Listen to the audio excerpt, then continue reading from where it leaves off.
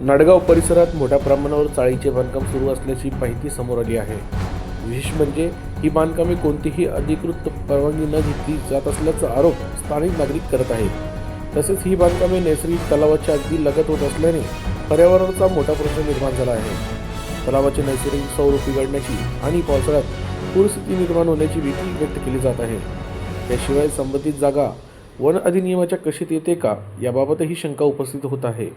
जर ही जमीन फॉरेस्ट क्षेत्रात येत असेल तर अशा प्रकारचे बांधकाम पूर्णपणे बेकायदेशीर ठरू शकते। स्थानिक ग्रामपंचायतने या बांधकामांना परवानगी दिली आहे का हा देखील मोठा प्रश्न नागरिकांकडून उपस्थित केला जात आहे। नियम धाब्यावर बसून कल्लू बिल्डरकडून मनमानी पद्धतीने काम सुरू असल्याचा आरोप स्थानिकांकडून केला जात आहे।